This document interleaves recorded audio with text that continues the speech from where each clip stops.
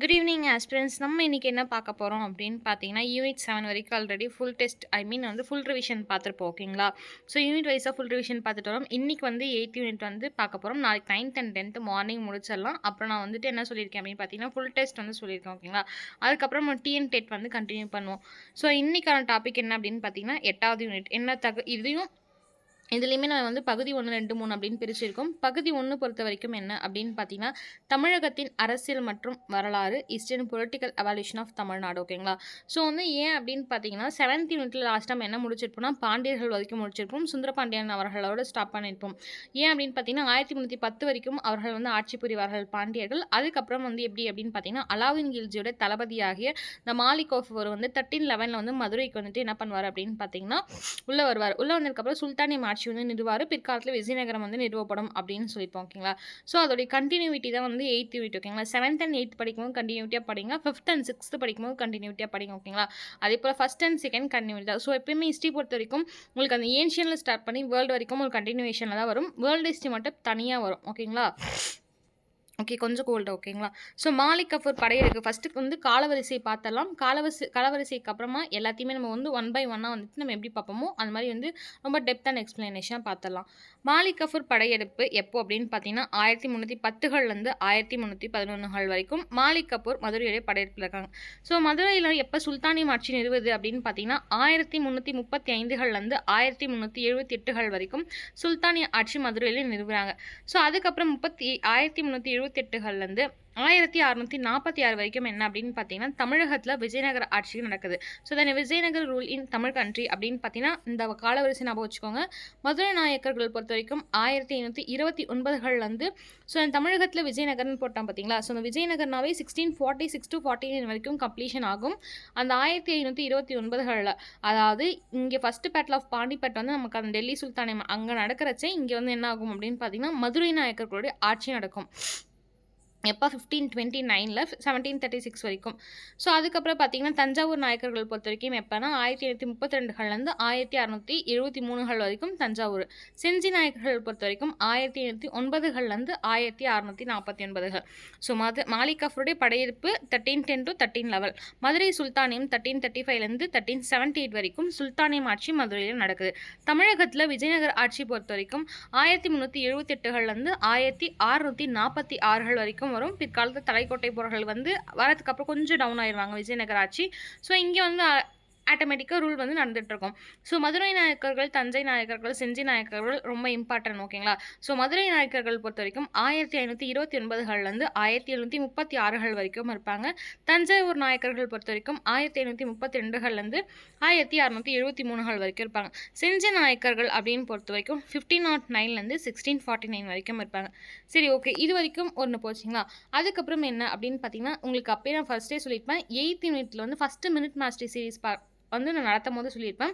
So இதை ஒவ்வொரு topic தெளிவாக சொல்லியிருப்போம். ஓகேங்களா? ஏன்னா நம்ம எல்லா டாபிக்ஸுமே கவர் பண்ணிட்டோம். 8th யூனிட் மட்டும் தான் நம்ம கவர் பண்ணாமல் இருந்தோம். ஓகேங்களா? ஸோ 8th யூனிட்ல ஒரே ஒரு ஃபுல் கிளாஸ் தான் பார்த்துருப்போம். 50 minutes கிளாஸ் ஓகேங்களா? ஸோ கன்னடத்தின் சேதுபதிகள் 17 18ஆம் நூற்றாண்டுகளில் யார் இருந்தாங்கன்னா, கன்னடத்துடைய சேதுபதிகள். மராத்தியர்களுடைய ஆட்சி கீழே தமிழகம் எப்போ அப்படின்னு பார்த்தீங்கன்னா, 1676 1855 வரைக்கும். ஸோ என்ன அப்படின்னா, விஜயநகரம் முடிவு டைம் இருக்கும் பார்த்தீங்களா? அந்த 1676 1855 வரைக்கும் 1855 வரைக்கும் மராத்தியர்களுடைய ஆட்சி தமிழகத்தில் இருக்கும். எப்படின்னு பார்த்தீங்கன்னா, அந்த மராத்தியர்களுடைய அண்டர் மராத்தாஸ்ன்னு சொல்லுவாங்க. TN under Marathas. Okay, Marathas கீழே தமிழகத்துடைய ஆட்சி இருந்ததுன்னு சொல்லுவாங்க.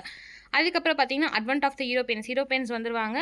ஐரோப்பியர்கள் வருகை உங்களுக்கே தெரியும். போர்ச்சுகீசியர்கள், டச்சு, பிரெஞ்சு, பிரிட்டிஷ், டேனியர்கள்லாம் வருவாங்க. ஓகேங்களா? முதல்ல போர்ச்சுகீசியர்கள் வருவாங்க, அப்புறம் ஆங்கிலேயர்கள், அப்புறம் டச்சு, அப்புறம் டேனியர்கள், பிரெஞ்சு, இந்த வரிசையில் வருவாங்க.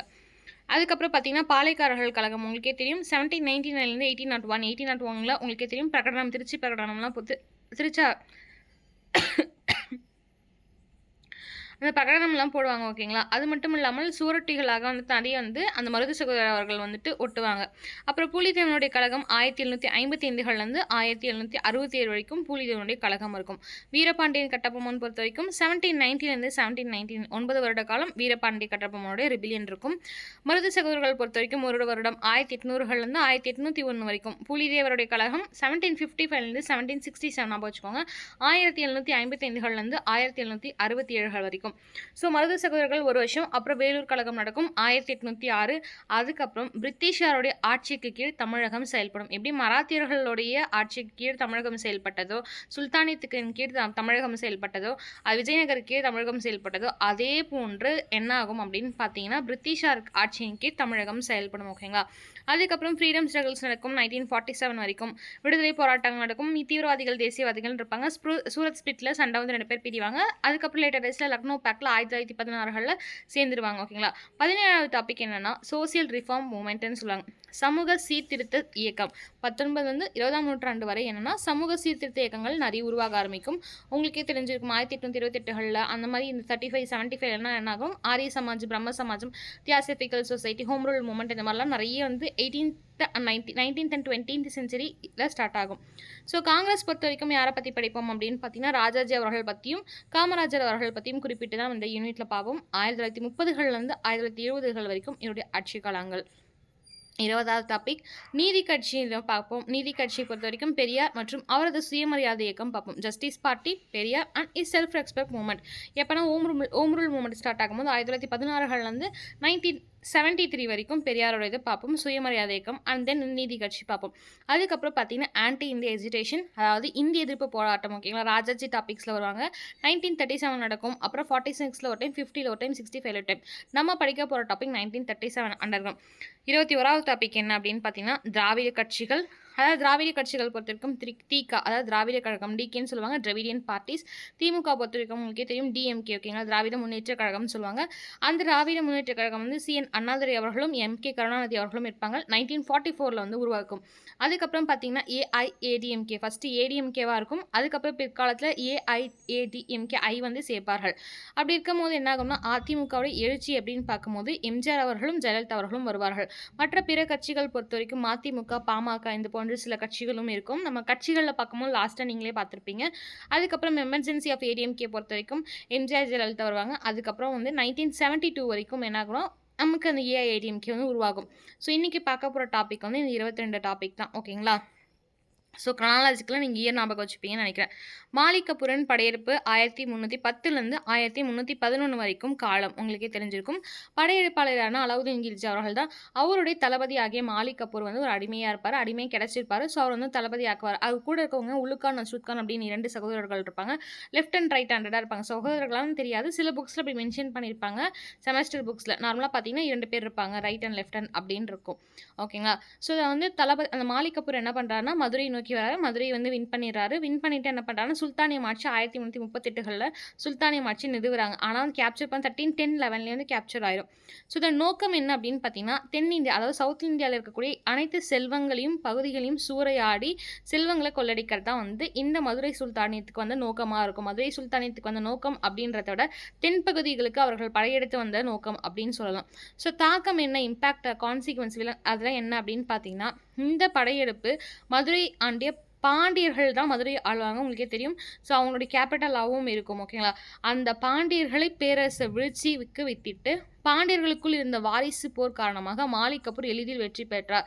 ஸோ நீங்கள் யோசிக்கலாம், எப்படி ஒரு ஸ்ட்ராங்காக இருக்கவங்க மொழி தெரியாமல் எது தெரியாமல் எப்படி நீங்கள் வந்து சவுத் இந்தியாவில் சத்தன் ரீஜனில் வந்து வின் பண்ணியிருப்பாங்கன்னு கேட்டால் அதற்கு முன்பாகவே நான் ஃபஸ்ட்டே சொல்லியிருப்பேன். அந்த சுந்தரபாண்டியன் அவர்கள், மாரவர்மன் சுந்தரபாண்டியன் 2 அவர்கள் வரும்போது என்னன்னா ஒரு வாரிசுரிமை கழகம், உள்நாட்டு போர்னு சொல்லுவாங்க பார்த்தீங்களா, அது மாதிரி உள்நாட்டு வாரிசுரிமை கழகம் இருந்துச்சு. ஸோ அதை அழகாக ஈஸியாக யூஸ் பண்ணி என்ன பண்ணுறாரு மாலிக் கபூர் அவர்கள் வின் பண்ணிடுறார். ஸோ கீ பாயிண்ட்ஸ் பொறுத்த வரைக்கும் டெல்லி சுல்தானில் யார் வந்து 1311 ஆட்சிக்கு வருவாங்க அப்படின்னா ஏன் அப்படின்னு பார்த்தீங்கன்னா சவுத் இந்தியாவில் வரும்போது அந்த வாராங்கல் ஆகட்டும், ஹோசலியாஸ் ஆகட்டும், துவாரசமுகா இந்த மாதிரி இடங்கள் எல்லாம் பிடிச்சிட்டு வந்ததுக்கு அப்புறம் தான் மதுரைக்கு வந்து வருவார். ஏன்னா க்ரானாலஜிக்கல் கேட்டால் நீங்கள் கரெக்டாக சொல்லணும். தேவகிரி இந்த டைமில், அதுக்கப்புறம் ரந்தேப்பூர் இந்த டைமில் பிடிச்சாரு, அதுக்கப்புறம் வந்துட்டு மதுரை இந்த டைமில் அப்படின்னு சொல்லிட்டு க்ரானாலஜிக்கல் அலாவுதீன் முதலே சொல்லியிருப்போம். அலாவுதீன் அண்ட் தென் வந்து பாண்டிய சோழாசோடைய அந்த வரிசை, அதாவது கால வரிசை யார் யாருக்கு அப்புறம் ஆண்டார்கள் அப்படின்றது. அதுக்கப்புறம் இல்துமிஷ், அக்பர், அலாவுதீன் இவங்க 3 பேருடைய க்ரானாலஜிக்கலாக ஏதாவது ஒரு க்ரானாலஜிக்கல் வர வாய்ப்பு இருக்குது. ஸோ வந்து கால வரிசை நல்லா படிச்சுக்கோங்க. ஏன் அப்படின்னு பார்த்தீங்கன்னா இப்போ ஃபார் எக்ஸாம்பிள் சொன்னால் 1562 1572. ஸோ வந்து இப்போ அக்பர் வராரு அப்படின்னா அக்பர் வந்து இந்த வந்து அப்படி சொல்கிற தபாலிஷ் பண்ணாரு, இதுக்கப்புறமேட்டுக்கா இந்த சிஸ்டம்லாம் கொண்டு அது எல்லாமே உங்களுக்கு இயரோட ஞாபகம் இருக்கும். ஓகேங்களா. ஸோ விளைவு பொறுத்த வரைக்கும் பாண்டிய பேரரசு பலவீனம் அடைந்தது, பின்னர் மதுரை சுல்தானியம் தோன்ற இது காரணமாக அமைந்தது. ஸோ இது ஒரு கொஸ்டின் பார்க்கலாம். கேள்வி: மாலிக் கபூர் படையெடுத்த போது டெல்லியின் சுல்தான் யார்? அலாவுதீன் கில்ஜி அவர்கள். மாலிக் கபூரின் படையெடுப்பு முக்கிய இலக்கு என்ன அப்படின்னு கேட்டால், மதுரை உள்ளிட்ட தென்னிந்திய நகரங்களை சூறையாடி செல்வம் சேர்ப்பது ஆகும். சரி, ஓகே. மாலிக் கபூர் வந்தாருன்னு சொன்னோம். ஆட்சி 1338களில், ஸோ 35கள் சம்திங்கில் நிறுவார். 78கள் வரைக்கும் சுல்தானி ஆட்சி மதுரையில் நடக்கும்னு சொல்லியாச்சு. சரி, ஓகே. தோற்றம் என்ன அப்படின்றது பார்த்தீங்கன்னா, மாலிக் கபூர் அவர்கள் படையெடுக்கிறாரு. படையெடுத்ததுக்கு அப்புறம் துக்ளக் வம்சத்துக்கு கீழே, ஓகேங்களா. ஸோ என்ன ஆகுது, அலாவுதீன் கில்ஜிக்கு அப்புறம் 2-3 பேர் வருவாங்க. அலாவுதீன் கில்ஜி முடிஞ்சதுக்கப்புறம் துக்லதாபாத் துக்ளக் அப்படின்னு சொல்லிட்டு ஒரு வம்சம் வரும். முகமது பின் துக்ளக்லாம் இருப்பாங்க பார்த்தீங்களா. ஸோ அந்த மாதிரி துக்ளக் வம்சம் கில்ஜிக்கு அப்புறம் வரும். வென்றது என்னமோ மாலிக் கபூருடைய படையெடுப்பு தான் வென்றார். அதுக்கப்புறம் துக்ளக் வம்சத்துக்கு கீழே தான் மதுரை வந்து ஒரு மாகாணமாக இருந்தது. மாகாணம்னா ப்ரொவின்ஷியலாக வந்துட்டு மதுரை இருக்கும். இந்த கேள்வி எப்படி கேட்பாங்கன்னா, கூற்றா மாலிக் கபூர் படையெடுப்பு பிறகு துக்ளக் வம்சத்தின் கீழ் மதுரை ஒரு மாகாணமாக இருந்ததா இல்லையா அப்படின்ற மாதிரி வரும். இல்லைனா கேள்விகளில் உள்டா அடித்து கேட்பாங்க. எப்படின்னா, மாலிக் கபூர் வந்துட்டு படையெடுப்பு பிறகு கில்ஜி வம்சத்தின் கீழ் மதுரை ஒரு மாகாணமாக இருந்ததா அப்படின்ற ஒரு வார்த்தையை மாற்றிலாம். கில்ஜி வம்சத்துக்கு கீழே இல்லை, துக்ளக் வம்சத்துக்கு அப்புறம் தான் ஒரு மாகாணமாகவே மதுரை இருந்தது. ஓகேங்களா. அப்புறம் பார்த்தீங்கன்னா, இது ரொம்ப இம்பார்ட்டண்டான கொஷின், எக்ஸ்பெக்டட் கொஷின் சொல்லலாம். 1335 ஜலாலுத்தீன் ஆஷன் ஷா ஒரு சுதந்திரமான மதுரை சுல்தானியத்தை நிறுவினார். ஸோ என்ன ஆகுது, ஒரு கட்டுப்பாட்டு கீழே இருக்கக்கூடிய ஒரு மதுரையானது எப்படின்னு பார்த்தீங்கன்னா, அந்த ஜலாலுத்தீன் ஆஷன் ஷா அப்படின்றவர் வந்து சுதந்திரமாக வந்து மதுரை சுல்தானியத்தை நிறுவுறாரு. ஸோ வந்தது அலாவுதீன் கில்ஜியுடைய தளபதி ஆகிய மாலிக் கபூர். பிற்காலத்தில் துக்ளக் வம்சம் வரும்போது என்ன ஆகுது, மதுரை ஒரு மாகாணமாக கருதப்படுது. 1335க்கு மேலே ஜலாலுத்தீன் ஆஷன் ஷா அவர்கள் என்ன பண்ணுறாங்கன்னா, மதுரை வந்து சுதந்திரமான ஒரு சுல்தானிய அரசாக வந்து நிறுவுறார். ஓகேங்களா. ஸோ சுல்தானியமாக நிறுவினர் யாருன்னா ஜலாலுத்தீன் ஆஷன் ஷா தான். ஸோ ஆட்சி முறை அப்படின்னு பார்க்கும்போது இது ஒரு குறுகிய கால முஸ்லீம் ஆட்சி. ஸோ எப்படின்னு பார்த்தீங்கன்னா, ஷார்ட்டாக இருக்கக்கூடிய ஒரு ஆட்சி தான். ஏன் அப்படின்னு பார்த்தீங்கன்னா, இப்போ டெல்லி சுல்தானியை பொறுத்த வரைக்கும் என்ன வருவாங்கன்னா, அப்படியே அந்த அடிமை வம்சம் மம்லுக் வம்சம் வருவாங்க. அப்புறம் கில்ஜி வம்சம், துக்ளக் வம்சம், சையத் வம்சம், லோடி வம்சம் அப்படின்னு வருவாங்க. முகலாயர்கள் பொறுத்த வரைக்கும் முகலாயர் தான் மொத்த வம்சமே. அது கீழே அவங்க மகன் இப்போ பாபர் வருவார், அதுக்கப்புறம் அவங்க மகன், அதுக்கப்புறமேட்டுக்கா வந்துட்டு அக்பர், அப்புறம் ஜஹாங்கீர், இந்த மாதிரி வந்துட்டு ஹுமாயூன், அப்புறமேட்டு அக்பர், அப்புறம் ஜஹாங்கீர், அப்புறமா ஷாஜகான், அப்புறம் அவுரங்கசீப், அதுக்கப்புறம் லாஸ்ட்டாக ஆலம் ஷா, பகதூர் ஷா வரைக்கும் நம்ம முடிப்போம். ஓகேங்களா. ஸோ இந்த மாதிரி பார்த்தீங்கன்னா வழித்தோன்றல் வழியாக வந்திருக்கும். ஸோ அப்படி வராமல் இவங்களுடைய ஆட்சி அப்படின்றது மதுரையில் எப்படி இருந்ததுன்னா, ஒரு ஷார்ட் டைமாக இருந்தது அப்படின்னு சொல்கிறேன். எப்படின்னா, 1335களில் ஸ்டார்ட் பண்ணுறது 1378களிலே ஸ்டாப் ஆயிடுது. எப்படி அப்படின்னு பார்த்தீங்கன்னா, அந்த டைமில் விஜயநகர் எம்பையர் வரும். ஓகேங்களா. ஸோ இந்த வந்து உங்களுக்கு இன்னுமே டீட்டெயில்டாக நான் வந்துட்டு அந்த கிளாஸ் 1ல் நடத்திருப்பேன், வேணா அதை போய் பார்த்துக்கோங்க. ஸோ அந்த விஜயநகர் எம்பையர் வந்து வராங்க. ஸோ இப்போ விஜயநகர் எம்பையர் வர்றதை வந்து நமக்கு எப்படி தெரிஞ்சிருக்கும், எந்த நூலில் தெரிஞ்சிருக்கும் அப்படின்னு பார்த்தீங்கன்னா, இந்த இந்த இது இருக்குது பார்த்தீங்களா, ஆட்சி முறை நம்ம ஃபஸ்ட்டே சொல்லியிருப்போம். குறுகிய ஆட்சி அப்படின்னு சொல்லிட்டு உள்ளூர் மக்களுக்கு இது கடுமையான ஆட்சியாக இருந்தது. ஏன் அப்படின்னு பார்த்தீங்கன்னா, ஒரு முஸ்லீம் ஆட்சி அப்படின்னும் போது ஆட்டோமேட்டிக்காக உங்களுக்கே தெரியும், அவுரங்கசீப் என்ன பண்ணுவார்னா, அக்பர் ரத்து பண்ண அந்த வரியை வந்து திருப்பி கொண்டு வருவார். ஸோ அந்த மாதிரி அவங்களுடைய கொள்கை வந்து அப்படி இருக்கும் அப்படின்னு சொல்லலாம். ஓகேங்களா. அதே போல் இங்கேயுமே சேம் வந்து நான் வந்து சிஸ்டம் வந்து புதுசாக போட்டாங்கன்னு சொல்ல வரல. இந்த வரிகள்லாம் அப்போ முன்னுரிமைகள் வந்து இவர்களுக்கு இல்லாமல் இருந்திருக்கலாம். மதுரை மக்களுக்கு முன்னுரிமைகள் இல்லாமல் இருக்கலாம். கடுமையான ஆட்சியாக விளங்கியிருக்கலாம். அது மட்டும் இல்லாமல் முக்கிய குறிப்பு பொறுத்த வரைக்கும் நிறுவனர் யார் அப்படின்னு பார்த்தீங்கன்னா, சுல்தானியத்தை வந்து விட்டுட்டு ஒருத்தருடைய ஒப்படைச்சிட்டு போயிடுறாரு. அந்த யாருன்னா ஜலாலுத்தீன் ஆஷன் ஷா அவர்கள் தான். அதுக்கப்புறம் 1378களில் வீழ்ச்சியடைது. இந்த விஷயத்தை நம்ம எந்த நூல் மூலயமா தெரிஞ்சுப்போம் அப்படின்னா, குமார கம்பனா இருக்கார் பார்த்தீங்களா, அவருடைய ஒய்ஃப் ஒருத்தர் இருப்பாங்க. ஸோ அவங்க ஒய்ஃப் என்ன பண்ணுவாங்கன்னா வந்துட்டு மதுரா விஜயம் அப்படின்னு சொல்லிட்டு ஒரு புக் எழுதுவாங்க. குமார கம்பனாவுடைய ஒய்ஃப் வந்துட்டு மதுரா விஜயம் அப்படின்ற ஒரு புக் எழுதுவாங்க. அந்த புக்கில் என்ன சொல்லியிருப்பாங்கன்னா, 1378ல் இந்த மதுரை சுல்தானியம் வந்து விஜயநகரால் தோற்கடிக்கப்பட்டது, அதுக்கப்புறம் முடிவுக்கு வந்தது அப்படின்ற விஷயத்த சொல்லியிருப்பாங்க. ஓகேங்களா. அதுக்கப்புறம் விஜயநகர ஆட்சி வந்து என்ன ஆகுது, தொடக்கம் அமைந்தது அப்படின்னு சொல்லியிருப்பாங்க. ஸோ விஜயநகர பேரரசின் குமார கம்பனா இல்லைனா புக்கராயாவோட யார் இவருனா, புக்கராயாவுடைய மகன். யார் புக்கராயா, ஹரிஹரா மற்றும் புக்கர் இருக்காங்க பார்த்தீங்களா, அவருடைய மகனான குமார கம்பனா. தேவி சந்திரா. ஓகே. நெக்ஸ்ட் என்ன அப்படின்னு பார்த்தீங்கன்னா, மதுரை சுல்தானியத்தை முடிவுக்கு கொண்டு வந்தவர் யாருன்னா விஜயநகர பேரரசின் குமார கம்பனா. ஓகேங்களா. சரி, நான் கொஸ்டின் கேட்குறேன், கீழே கமெண்ட் பண்ணுங்கள். குமார கம்பனாவுடைய மனைவி பேர் என்ன? 3வது பாயிண்ட் பார்க்கலாம். தமிழகத்தில் விஜயநகர ஆட்சி, the Vijayanagara rule in Tamil country நிகழ்வு பார்த்தீங்கன்னா 1378களில் சுல்தானிய முடிவுக்கு வருது. அதற்கப்புறம் விஜயநகரம் தோற்றம் அளிக்குது. ஸோ ஆட்சி முறை பார்த்தீங்கன்னா நேரடி ஆட்சியின் மூலம் ஆட்சி செய்தார்கள். இங்கே பாருங்கள், இங்கே ஏன் நேரடின்ற வார்த்தை வருதுன்னா, இந்த ஹாஷன் ஷா இருக்கார் பார்த்தீங்கன்னா, ஜலாலுத்தீன் ஆஷன் ஷா வந்து இவர் என்ன பண்ணுவாங்க, அலாவுதீன் கில்ஜி இருக்கார் பார்த்தீங்கன்னா, அவர் மாலிக் கபூர் அனுப்புவார். மாலிக் கபூர் வந்து இவர் வந்து நியமிப்பார். இவர் ஆட்சிகள் தொடர்வார். அப்புறமேட்டுக்கா 35 கிட்டலாம் வந்து சுதந்திரமாக ஸ்டார்ட் பண்ணிடுவார் அப்படின்னு சொன்னோம். ஆனால் இவங்க என்ன பண்ணுறாங்க, டேரெக்டாக ஒரு அரசனுடைய ரூலே டேரெக்டாக நடக்குது. ஓகேங்களா. ஸோ அதனால் இங்கே என்ன சொல்கிறாங்கன்னா நேரடி ஆட்சியின் மூலம் ஆட்சி செய்தனர். பின்னர் தங்கள் பிராந்திய ஆளுநர்களாக நாயக்கர்களை நியமித்தார்கள். நான் ஃபஸ்ட்டே சொல்லியிருப்பேன், நாயக்கர்ஸ் அப்படின்னு சொல்லிட்டு ஒரு சிஸ்டம் இருக்கும் ஓகேங்களா. அந்த நாயக்கர்களை, அதாவது நாயக்கர்கள் யாருன்னா அவங்களுடைய ஆளுநர்கள், ஓகே, பிராந்திய ஆளுநர்களாக இருக்கிறத நாயக்கர்னு சொல்லுவாங்க. நம்ம கூட பின்னாடி பாளையங்க அரசுன்னு சொல்லுவோம் பார்த்தீங்களா. அந்த பாலிகார் சிஸ்டமில் வந்து விஸ்வநாத நாயக்கர் கீழே தான் ஒப்படைச்சிட்டு போவாங்க. அதுக்கப்புறம் அதுக்கு கீழே தான் வந்து இந்த 72 பாளையக்காரர்களும் இருப்பாங்க. புலிதேவராகட்டும் நெற்கட்டு சேலை வந்து ஆண்டுட்டு இருப்பார். இங்கே வந்து பாஞ்சாலங்குறிச்சி வந்துட்டு யாரும் வீரபாண்டியன் வந்திருப்பார். ஸோ அந்த மாதிரி ஒவ்வொரு பகுதிகளிலும் பாளையக்காரர்களை நியமித்துறாங்க அப்படின்னு சொல்கிறாங்க. ஓகே, அவங்க கிட்ட இருந்து அதுக்கப்புறமா காசு வாங்குறதோ இல்லைனா வரி செலுத்துறதோ இவங்க வந்து செலுத்துவாங்க. ஸோ முக்கிய பங்களிப்புகள் அப்படின்னு சொல்லும்போது மதுரை சுல்தானியத்திலிருந்து தமிழகத்தை பாதுகாத்தார்கள். ஸோ என்னது, மதுரை சுல்தான் கிட்டேருந்து கடுமையான ஆட்சியிலேருந்து ஒரு நல்லது பண்ணியிருக்காங்கன்னா இந்த விஜயநகர்கள் வந்து தமிழகத்தை பாதுகாத்தது அப்படின்னு சொல்கிறாங்க.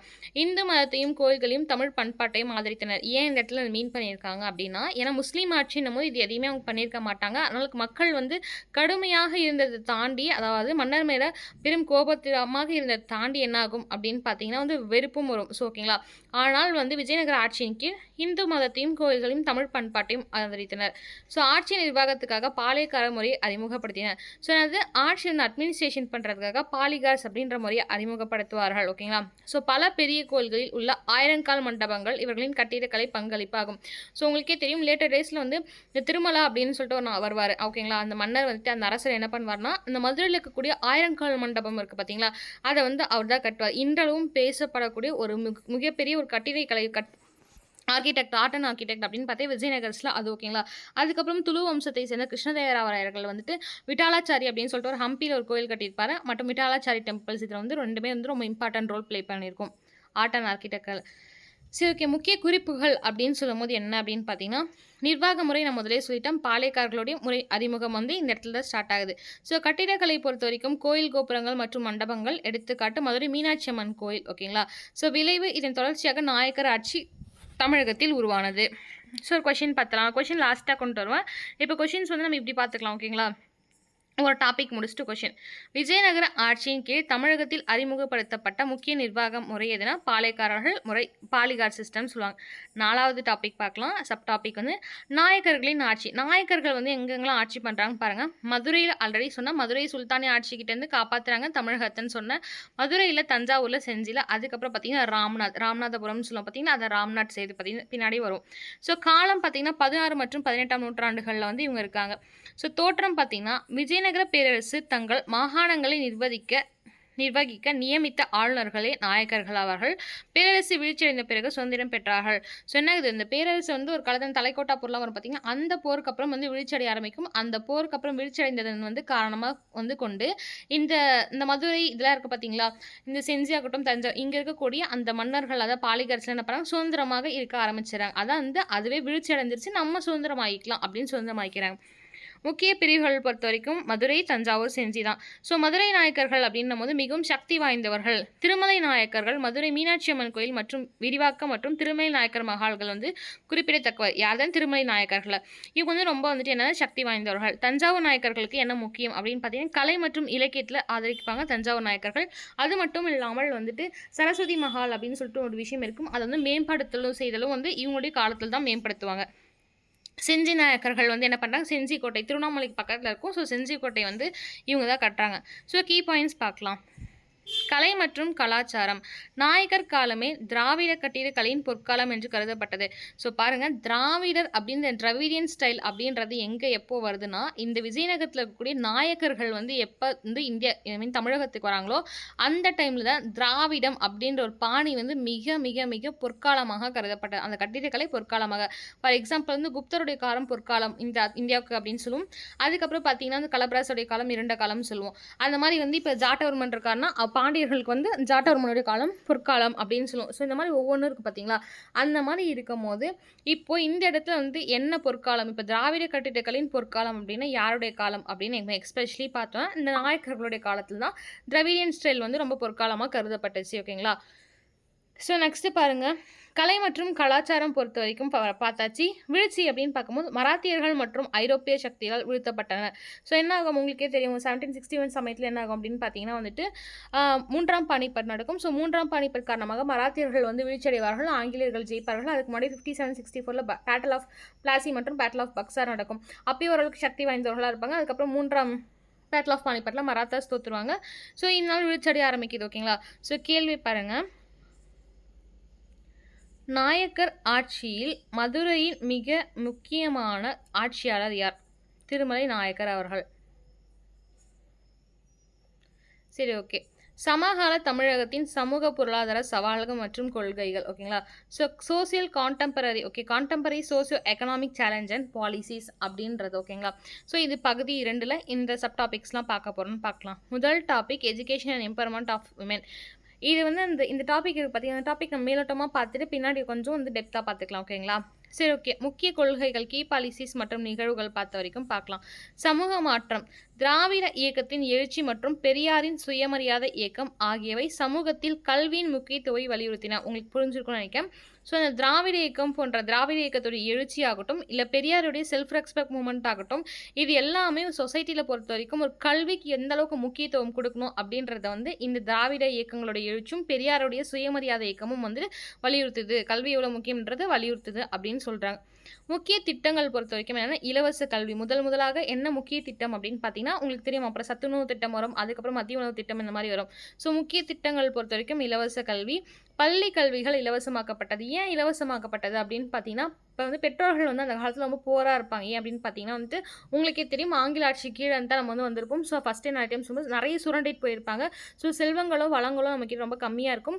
ஆனால் வந்து ஒரு வேளை வயிற்றுக்கு கஞ்சி போதும் அப்படின்ற ஒரு சுச்சுவேஷனில் இருப்பாங்க. அதனால் இவங்க என்ன பண்ணுறாங்க அப்படின்னு பார்த்தீங்கன்னா, இல்லை நீங்கள் வந்துட்டு சாப்பாட்டுக்கு நீங்கள் பார்த்துக்கோங்க, ஆனால் கல்வி வந்து நாங்கள் இலவசமாக தரோம், படிக்கணும், படித்தா தான் ரொம்ப இம்பார்ட்டன்ட், நான் படித்தா வந்து உங்கள் ஜென்ரேஷன் மாறும் அப்படிலாம் நிறைய வந்து சொல்லி படிப்பை வந்து இலவசமாக்குறாங்க. அதுக்கப்புறம் பார்த்துங்க சத்துணவு திட்டம், மிட் டே மீல் ஸ்கீம் சொல்வாங்க. காமராஜர் காலத்தில் தொடங்கப்பட்டு எம்ஜிஆர் காலத்தில் விரிவுபடுத்தப்பட்டது. இது பள்ளி குழந்தைகளை வருகை அதிகரித்தது. ஸோ ஃபஸ்ட்டு விஷயம் நான் என்ன சொல்கிறாங்கன்னா, உங்களுக்கு நாங்கள் வந்து எஜுகேஷன் ஃப்ரீ எஜுகேஷன் தரேன்னு சொல்லிட்டாங்க. ஸோ அதனால் என்ன பண்ணாங்கன்னா 20% ஆஃப் பீப்புள், இப்போ 100ல் 20% சரி ஓகே ஓரளவுக்கு கொஞ்சம் நல்லா இருப்பாங்க. பார்த்தீங்களா, ஓரளவுக்கு நான் சொல்கிறது சரி ஓகே படிப்பு ரொம்ப முக்கியம் அப்படின்னு சொல்லிட்டு இப்போ 3 வேளை சாப்பாட்டை ஒரு 2 வேளை சாப்பாடை கட் பண்ணிட்டு கூட அந்த மாதிரி வந்துட்டு படிக்க அனுப்புகிறாங்க. ஓகேங்களா? அதுக்கப்புறம் நம்ம என்ன பண்ணுறாங்கன்னா, திருப்பியும் வந்து இந்த பிரச்சனை இலவசமாக கொடுக்குறீங்க, இங்கே சாப்பாட்டுக்கே எங்களுக்கு இன்னுமே கஷ்டமாக இருக்குது அப்படின்னும் போது என்ன பண்ணுறாங்கன்னா, காமராஜர் வந்து வருவார். ஸோ உங்களுக்கே தெரியும், அந்த படம்லாம் பார்த்துருப்பீங்க, சின்ன வயசில் வந்து போட்டு காமிச்சிருப்பாங்க. அவர் காரில் போயிட்டு இருக்கும்போது ஒரு மாணவி வந்து சந்திப்பாங்க. ஏன் நீ ஸ்கூல் போகல அப்படின்னு போது சொல்லுவாங்க, இந்த மாதிரி வந்து சாப்பாடு வந்துட்டு கஷ்டமாக இருக்குது அப்படி இப்படின்னு சொன்னோடனே என்ன பண்ணுவாங்கன்னா, அப்போ தான் வந்து இந்த சத்துணவு திட்டம், அதுக்கப்புறம் மதிய உணவு திட்டம் இதெல்லாம் ஸ்டார்ட் பண்ணுவாங்க. ஓகேங்களா? ஸோ காமராஜர் காலத்தில் தொடங்கப்பட்டு எம்ஜிஆர் காலத்தில் விரிவுபடுத்தப்பட்டது. பள்ளி குழந்தைகளுடைய வருகை இதனால் அதிகரிச்சது. ஸோ 3 வேளை சாப்பாடு போடுறேன், இல்லைனா வந்து உங்களுக்கு வந்து ஒரு வேளை சாப்பாடு, மதிய சாப்பாடு வந்து உங்களுக்கு ஒரு வேளை அப்படின்னு சொன்னதுனால சரி அட்லீஸ்ட் ஒரு வேளையாச்சும் குழந்தைக்கு சாப்பாடு கிடைக்குமே, நல்ல சாப்பாடு கிடைக்குமேன்னு சொல்லிட்டு இதுக்காகவே ஸ்கூலுக்கு நிறைய பேர் அனுப்பிச்சாங்க. ஸோ அட்டெண்டன்ஸ் அப்போ வந்து ஆல்மோஸ்ட் வந்து 60 to 70% வர ஆரம்பிச்சிச்சு. அதுவும் பார்த்தீங்கன்னா ஆண்கள் நிறைய பேர் இருப்பாங்க. பெண்கள் பொறுத்த வரைக்கும் பார்த்தீங்கன்னா ஒரு 50% வந்து ஒரு 40% ஆஃப் பீப்புள் தான் வந்து விமென்ஸ் வந்து வர ஆரம்பித்தாங்க. ஓகேங்களா? அதுக்கப்புறம் ஸ்கீம்ஸ் பார்க்கலாம். மூவலூர் ராமாமிர்தம் அம்மையார் நினைவு திருமண உதவி திட்டம் பெண்களின் கல்வி மற்றும் பொருளாதாரத்திற்கு மேம்பட்டிருக்காங்க. ஸோ உங்களுக்கு நிறைய தெரியும், ஸ்கீம்ஸ்லாம் நிறைய ஸ்கீம்ஸ் இருக்கும். எக்ஸ்பெஷலி ரொம்ப இம்பார்ட்டண்டான ஸ்கீம் யாருதுன்னு பார்த்தீங்கன்னா மூவலூர் ராமாமிர்தம் அம்மையார் அவர்களுடைய ஸ்கீம் தான். இவங்களுக்கு என்ன ஸ்கீம்னா, இவங்களுடைய நினைவு காரணமாக திருமண உதவி திட்டம் அப்படின்ற ஒரு திட்டமும் பெண்களுக்கான கல்வி மற்றும் பொருளாதார மேம்பாட்டிற்கான உதவி தான் இந்த மூவலூர் ராமாமிர்தம் அம்மையாருடைய நினைவு திட்டம். ஓகேங்களா? திருமண உதவி திட்டம்னா மூவலூர். ஓகேங்களா? 3 பேர் சேர்ந்து வாழ்த்துறாங்கன்னு வச்சுக்கோங்க. அப்புறம் என்ன பெண்களுடைய இதுலன்னு பார்த்தீங்கன்னா உள்ளாட்சி அமைப்புகள் இடஒதுக்கீடு பெண்களுக்கு 33% வந்து தற்போது வந்து 50% அப்படின்ற ஒரு இதில் போயிட்டுருக்கு. இடஒதுக்கீடு வழங்கியது பெண்களின் அரசியல் அதிகாரத்தை உயர்த்தியது. ஸோ நான் ஃபஸ்ட்டே சொன்ன மாதிரி இப்போ வந்து கல்வி அப்படின்னும் போதே ஆண்கள் நிறைய பேர் இருப்பாங்க, பெண்கள் கம்மியாக இருப்பாங்க. ஸோ அங்கே பார்க்கும் போதே வந்து ஒரு ஆஃப் பீப்புள் கூட இருக்க மாட்டாங்க ஆண்களை கம்பேர் பண்ணும்போது. சரி இவங்களுக்கு வந்து ஒவ்வொரு டிபார்ட்மெண்ட்டாக வந்து இவங்க வளரணும் அப்படின்றதுக்காக என்ன பண்ணுறாங்கன்னா, இந்த உள்ளூர் அமைப்புகளில் இடஒதுக்கீடு பெண்களுக்கும் தர ஆரம்பிக்கிறாங்க. 33% வந்து தர ஆரம்பிக்கிறாங்க. இப்போது வந்து 50% ஈக்குவாலிட்டின்னு சொல்லியிருக்காங்க, பட் ஆனால் தெரியல. ஸோ இடஒதுக்கீடு வழங்குறாங்க. ஸோ பெண்களுமே என்ன பண்ணுறாங்க, அரசியலில் ஈடுபட ஆரம்பிக்கிறாங்க. ஸோ அதில் வந்து அதிகாரம் வந்து உயர ஆரம்பிக்குது. ஓகே. எம்பவர்மென்ட் பொறுத்தவரைக்கும் என்னன்னா, அதிகாரமளிப்புன்னு சொல்லுவாங்க. அந்த எம்பவர்மென்ட் பொறுத்தவரைக்கும் என்னன்னா, சமூக நீதி மற்றும் இடஒதுக்கீட்டின் மூலம் பெண்கள் கல்வி, அரசு வேலைவாய்ப்பு மற்றும் அரசியல் முக்கிய பங்காற்ற முடிந்தது. ஸோ, இதனால வந்துட்டு என்ன ஆகுது அப்படின்னு பார்த்தீங்கன்னா வந்துட்டு, இந்த பெண்களால வந்துட்டு அரசியல்லயும் வந்து உள்ள போக முடியுது. தென் வந்து அரசு வேலைவாய்ப்புகள்லயும் வந்து பெண்களுக்கான ரிசர்வேஷன் இருக்கிறதுனால உள்ள போறாங்க. அண்ட் தென் பெண் கல்வியிலயும் உங்களால முன்னேற முடியுது அப்படின்னு சொல்லியிருக்காங்க. வேலைக்கு செல்லும் பெண்களுக்கு இலவச பேருந்து பயணம் போன்ற சமீபத்திய திட்டங்கள். ஸோ, வந்து கரண்ட் அஃபேர்ஸும் இதில சேர்த்திருக்கேன். ஸோ, அத பார்த்துக்கோங்க. ஏன் அப்படின்னா, இப்போ ஒரு திட்டம் வந்துச்சு பார்த்தீங்களா? பஸ் திட்டம். ஸோ, வந்து வேலைக்கு போறவங்கலாம் யாருக்கா இருந்தாலுமே வந்து ஃப்ரீ பஸ் அப்படின்ற மாதிரி தான் இருக்கும். நீங்க முன்னாடி பார்த்தீங்கன்னா, சென்னையிலலாம் வந்துட்டு ஃப்ரீ பஸ் விட்டுருப்பாங்க. காலைல வேலைக்கு போற பெண்களுக்கு ஓகேங்களா? ஸோ, ரிசர்வேஷன் பாலிசி பத்தி பார்க்கலாம். முக்கிய கொள்கைகள் பொறுத்தவரைக்கும் சமூக நீதியின் தளம். தமிழகம் சமூக நீதி கொள்கைகளுக்கு முன்னோடியாக உள்ளது. ஸோ, தமிழ்நாடு வந்து எதுக்கு சமூக நீதி கொள்கைக்கு முன்னோடியா இருக்குதாமா. ஓகேங்களா? நெக்ஸ்ட் முதல் திருத்தம் வந்து எப்ப நடந்துச்சு அப்படின்னு பார்த்தீங்கன்னா, அரசியலமைப்போட முதல் திருத்தம் 1951ல நடக்குது அப்படின்னு சொல்றாங்க. இந்த திருத்தம் எப்படி வந்துச்சு, ஏன் வந்துச்சுன்னு பார்க்கலாம். முதல் திருத்தம் கொண்டு வரப்பட்டதற்கு தமிழகத்திலிருந்து இடஒதுக்கீடு போராட்டங்கள் ஒரு முக்கிய காரணமாகும். ஸோ, குறிப்பாரின் பெரியாரின் போராட்டம் ஓகேங்களா? ஸோ, முதல் திருத்தம் வருது உங்களுக்கு எல்லாத்துக்குமே தெரியும் 1951ல. இந்த திருத்தத்தோடைய முக்கிய விஷயம் என்னன்னா, நீங்க வந்து தமிழகத்தில என்ன பண்றாங்க, இடஒதுக்கீடு ரிசர்வேஷனுக்காக என்ன பண்றாங்கன்னா, போராட்டங்கள் நடக்குது. குறிப்பாக பெரியார் அவர்களுடைய போராட்டம் வந்து முக்கிய காரணமாக இருக்குது. இந்த திருத்தம் வரதுக்கான ரீசன் ஓகேங்களா? ஸோ, 69% வந்து இடஒதுக்கீடு. தமிழகத்தின் மிக முக்கியமான இடஒதுக்கீடு கொள்கை இது. இது உச்சநீதிமன்றத்தின் 50% வரம்பை மீறிய போதும் அரசியலமைப்பின் 9வது அட்டவணையில் சேர்க்கப்பட்டு பாதுகாக்கப்பட்டுள்ளது. நான் ஃபர்ஸ்ட்டே வந்து 7th யூனிட் 6th யூனிட் நடத்தும் போதே சொல்லியிருப்பேன். இந்த ரிசர்வேஷன் அப்படின்ற ஒரு டாபிக் கீழே என்ன சொல்லியிருப்பேன்னா வந்துட்டு அந்த உச்சநீதிமன்றத்தில் இந்திரா சஹானி வழக்கு போடுவாங்க பார்த்தீங்களா, 2ஆம் பிற்படுத்தப்பட்ட ஒரு ஆணை மண்டல் கமிஷன்ஸ்க்கு அப்புறம். அப்போ 1992 இந்திரா சஹானி வந்து உச்சநீதிமன்றம் என்ன சொல்லுன்னா, நீங்கள் வந்து அந்த 25 இருக்கும் இப்போ ஆக்சுவலாக அது வந்து நீங்கள் யூஸ் பண்ணிக்கலாம். ஆனால் 50% மேலே போகக்கூடாது அப்படின்ற ஒரு வரம்பை வந்து இது பண்ணி ஆனா அதை உடச்சி தள்ளிட்டு என்ன பண்ணிருப்பாங்க 69% இருப்பினுமே இந்த 69% அப்போ போகக்கூடாதுன்னு சொன்னாங்களே மேம் சுப்ரீம் கோர்ட் அப்படின்னு சொன்னீங்கன்னா அந்த 69% எப்படி பண்ணாங்கன்னா 9வது அட்டவணை இருக்கு பார்த்தீங்களா, அந்த அட்டவணையில சேர்த்து என்ன பண்றாங்க பாதுகாக்க ஆரம்பிச்சாங்க ஓகேங்களா. 9th அட்டவணையில சேர்த்து பாதுகாத்தாங்க. உச்சநீதிமன்றம் என்ன சொல்லுதோ அதான் கடைசி தீர்ப்பு ஓகேங்களா. இன்னைக்கும் நேற்று ஒரு நியூஸ் பார்த்தேன்னு நினைக்கிறேன். எதுல ட்விட்லேயே இன்ஸ்டாலே பார்த்தேன். என்ன அப்படின்னு பார்த்தீங்கன்னா, ஒருத்தர் ஆக்சுவலாக அந்த பையன் பேர் எனக்கு ஞாபகம் இல்லைங்க. ஏன்னாச்சும் 3-4 இயர்ஸ் பேக்கில் வந்து ஒரு குழந்தைய வந்து ரேப் பண்ணி கொன்னுருவாங்க. அந்த குழந்தைய வந்து ஒயிட் கலர் துணியில் சுற்றிட்டு போயிட்டு கடைசியில் பெட்ரோல் வச்சு எரிச்சிருவாங்க. அதனால் வந்துட்டு அந்த ஆதாரத்தோடு அந்த பையனை ஆக்சுவலாக வந்துட்டு என்ன பண்ணியிருப்பாங்க பார்த்தீங்கன்னா அரெஸ்ட் பண்ணியிருப்பாங்க. பட் ஆனால் அன்ஃபார்ச்சுனேட்லி என்ன ஆகுனா வந்து ஒரு 10 days பெயிலில் வரும்போது அவங்க அம்மாவையும் கொன்னுருவான் அந்த ஃப்ரஸ்ட்ரேஷனில். அதுக்கப்புறம் அரெஸ்ட் பண்ணியிருப்பாங்க. இன்றைக்கி பார்த்தீங்கன்னா வந்துட்டு திடீர்னு பார்த்தீங்கன்னா வந்துட்டு அவங்க எந்த ஆதாரமும் இல்லை, நாங்கள் ரிலீஸ் பண்ணுறோன்ற மாதிரி சுப்ரீம் கோர்ட்டை ரிலீஸ் பண்ணியிருக்கோம். எனக்கு புரியவே இல்லை ஆக்சுவலாக இந்த விஷயம். நான் என்ன நினச்சோம், சரி ஹைகோர்ட் வந்துட்டு நமக்கு வந்துட்டு ஏதாச்சும் விஷயம் வந்து ஒழுங்காக செய்யலாம், சுப்ரீம் கோர்ட் சொல்கிறதா கடைசி அப்படின்ற மாதிரி ஒரு ஹோப் இருக்கும் பார்த்தீங்கன்னா, அந்த ஹோப் எனக்கு சுத்தமாக உடச்சிட்டாங்க இந்த நியூஸ் நான் பார்த்தோன்னே. சரி ஓகே, நம்ம டாபிக்குள்ள வரும். உள்ஒதுக்கீடு அப்படின் போது இன்டர்னல் ரிசர்வேஷன் அப்படின்னு சொல்லுவோம். மிகவும் பிற்படுத்தப்பட்ட வகுப்பினர்களுக்குள்ளேயே ஒதுக்கீடு. எடுத்துக்காட்டு வன்னியர்களுக்கு 10.5% வழங்குவது தொடர்பான சமீபத்திய தகவல்கள் ஓகேங்களா. ஸோ உங்களுக்கே தெரிஞ்சிருக்கும் ராமதாஸ் அன்புமணிலாம் இருக்காங்க பார்த்தீங்களா, அவர்கள் வந்து அந்த மாதிரி கேட்டுட்டு இருப்பாங்க. ஸோ ப்ரெசென்ட் நியூஸும் அப்பப்போ ஒன்று ஆட் பண்ணியிருப்போம், நோட் பண்ணிக்கோங்க. ஸோ நோக்கம் அப்படின்னும் போது ஒடுக்கப்பட்ட மற்றும் பின்தங்கிய சமூகங்களின் சமூக மற்றும் கல்வி மேம்பாடுகள் ஆகும். முக்கிய ஆவணங்கள் பொறுத்த வரைக்கும் சட்டத்தின் முன் அனைவரும் சமம் ஓகேங்களா. லா ஆஃப் ஈக்குவாலிட்டின்னு சொல்லுவாங்க, ஆர்டிகல் 14ல் படிப்பீங்க. அப்புறம் ஆர்டிகல் 17லாம் படிச்சுக்கோங்க, தீண்டாமை அன்டச்சபிலிட்டி. ஸோ 2021 பார்த்துக்கோங்க, 44 யூனிஃபார்ம் சர்வீஸ். ஸோ அது எல்லாமே வந்து இம்பார்ட்டண்டான சில ஆர்டிகல்ஸ் இருக்கும். 1 to ஒரு 60 to 75 வரைக்கும் படிச்சுக்கோங்க. அதுக்கப்புறம் கவர்னர் அண்ட் தென் வந்து பிரைம் மினிஸ்டர் பிரசிடென்ட் இவங்களுடைய ஆர்டிகல்ஸ் படிச்சுக்கோங்க ஓகேங்களா. தென் வந்து ஆர்டினன்ஸோடைய ஆர்டிகல்ஸ் படிச்சுக்கோங்க. 370 காஷ்மீர் வந்து எடுத்தது அந்த ஆர்டிகல்ஸ் படிச்சுக்கோங்க. ஸோ அட்டவணைகள் பார்ட் ஆகட்டும் எல்லாமே வந்து படிச்சுக்கோங்க. ஏன்னா கொஷின்ஸ் வந்து இதில் கேட்கறதுக்கான வாய்ப்புகள் இருக்குது. ஸோ அதுக்கடுத்தது சப்டாபிக் என்னென்னா வேளாண் நிலை அக்ரேரியன் கண்டிஷன் அப்படின்னு சொல்லுவாங்க. இந்த சவால்கள் பொறுத்த வரைக்கும் வேளாண் துறையில் உங்களுக்கே தெரியும் இது நடத்தணும் அப்படின்றதே இல்லை, உங்களுக்கு எல்லாமே நார்மலாகவே தெரிஞ்சிருக்கா. சரி டீச்சராக போகிறீங்க, ஸோ உங்களுக்கு தெரிஞ்சிருக்கலாம். ஸோ பருவமழை பற்றாக்குறை ஓகேங்களா. ஏன்னா சீசனல் என்ன சொன்னால் மான்சூன் சீசனல் இந்த மாதிரி நிறைய சீசனல்ஸ் இருக்குங்க ஓகேங்களா. ஸோ இப்போ எப்படி வின்டர் இதெல்லாம் இருக்குமோ அந்த மாதிரி பருவமழைகள் வந்து ரொம்ப இம்பார்ட்டன்ட் ஓகேங்களா. இப்போ வந்து ஒரு கிராப் வந்து கல்டிவேட் பண்ணுறாங்க அப்படின்ற பட்சத்தில் நமக்கு வந்து அந்த அவங்களுக்கு தெரியும், விவசாயிகளுக்கு வந்து அவங்களுக்கு வந்து என்ன தெரியும் அப்படின்னு பார்த்தீங்கன்னா இந்த மண்ணோடைய வளத்துலேருந்து எந்த பயிர் எந்த மண்ணில் எந்த டைமில் போட்டால் எந்த சீசனில் போட்டால் நல்லா வளரும் அப்படின்றது அவங்களுக்கு தெரியும். ஸோ வந்துட்டு அப்படி இருக்கும்போது என்னென்னா அந்த சீசனுக்கு மழை பெய்யும். ஃபார் எக்ஸாம்பிள் நீங்கள் வந்து தை மாதம்லாம் பார்த்தீங்கன்னா அறுவடை செய்வாங்க ஆக்சுவலாக ஓகே நெல். ஏன்னா முன்னாடி வந்துட்டு அந்த ஒரு முன்னாடி 2-3 ஒரு 3 மாசம் காலத்துக்கு முன்னாடி நட்டுட்டு, இந்த அறுவடை செய்யும்போது வந்து 1 இயர்க்கு அப்புறம் தை மாசம் தான் அறுவடை செய்வாங்க. ஸோ அப்படி இருக்கும்போது ஏன் அப்படின்னா, அதுக்கு ஒரு ரீசன் இருக்கும் ஆக்சுவலா ஓகேங்களா? ஸோ மழைலாம் முடிஞ்சுட்டு அப்பதான் ஃப்ரெஷ்ஷா வந்து தை மாதங்கள்ல அறுவடை பண்ணலான்ட்டு அறுவடை பண்ணுவாங்க. அந்த மாரி அந்த ஒரு மழைக்கு ஏற்ப தான் பயிரே நடுவாங்க ஓகேங்களா? அந்த மாரி இப்ப என்ன ஆகுதுன்னா, பருவமழை பற்றாக்குறை ஏற்பட்டுருது. அதுக்கப்புறம் காவேரி நதி நீர் பங்கீட்டு பிரச்சனைகள். ஸோ காவேரி பொறுத்தவரைக்கும் உங்களுக்கே தெரிஞ்சிருக்கும். ஸோ யாருக்கும் யாருக்கும் சண்டை வந்துச்சுன்னு ஓகேங்களா? ஸோ நிலத்தடி நீர் குறைவது. ஸோ என்ன ஆகுதுன்னா, இதெல்லாம் ஒரு பக்கம் பிரச்சனையா இருக்கிறத விட, ஸோ நம்ம தண்ணி சரி ஓகே, இவங்க காவேரியிலும் பிரச்சனையா இருக்கு. இங்க எந்த பார்த்தா வந்து சீசனல் மழையே வரல. மழை வரலன்னா எப்படி பூமிக்குள்ள தண்ணி இருக்கும். ஸோ பூமிக்குள்ள தண்ணியும் குறைய ஆரம்பிக்கும். அதனால அந்த பிரச்சனையும் நிலத்தடி நீர் பிரச்சனையும் அதிகரிக்குது. விவசாயிகளுடைய நிலை வந்து எப்படி இருக்குன்னா, ரியல் எஸ்டேட் மற்றும் தொழிலாளர்களுடைய மாற்றப்படுது. ஸோ விவசாய நிலம் நீ தான் இங்க விவசாயம் பண்ணலல்ல. ஸோ மழை இல்லல்ல. விவசாயம் ஒரு காலத்துல மழை வரலன்னு ஃபீல் பண்ணதெல்லாம் தாண்டி, இப்பதான் மழை வரலல்ல. நீ விவசாயம் பண்ணலல்ல.